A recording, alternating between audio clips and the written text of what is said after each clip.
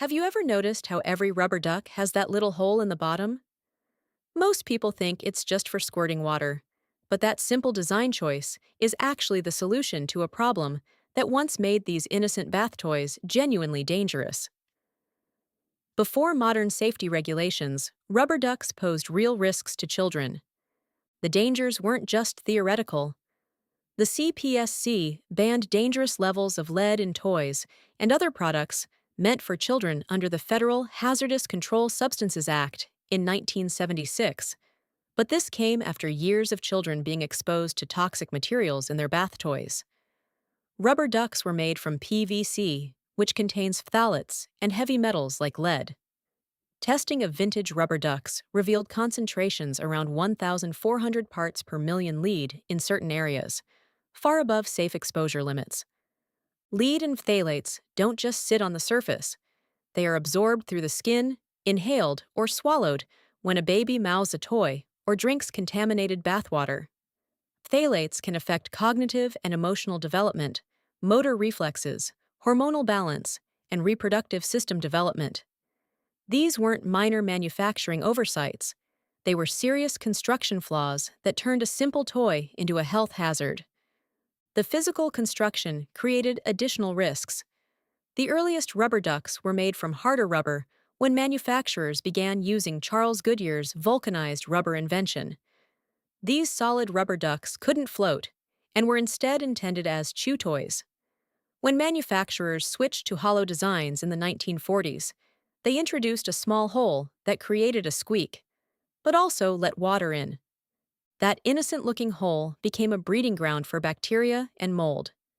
Plastic rubber ducks are notorious for molding after just a few uses.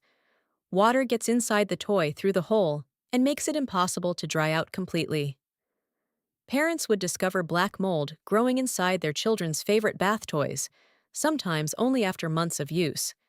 The very feature that made the duck squeak was creating an environment where dangerous microorganisms could thrive, hidden from view but accessible to children who put the toys in their mouths.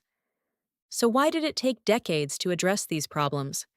The answer lies in how safety regulations evolved and the specific engineering solutions that finally made rubber ducks safe.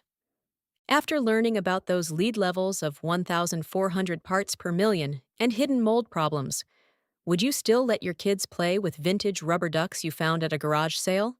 Drop your answer in the comments below. But here's what's fascinating. The engineering breakthrough that finally solved these problems came from an unexpected place. Modern rubber ducks are engineered masterpieces compared to their dangerous predecessors. That little hole you see isn't just for squirting water anymore. It's part of a precisely calibrated drainage system. The hole is now sized and positioned to allow complete water evacuation while maintaining the squeak function. Some premium models feature multiple drainage points or special valve systems that prevent water from entering in the first place. The material revolution has been equally dramatic. Instead of PVC, manufacturers now use food-grade silicone, natural rubber, or BPA-free plastics that meet strict safety standards.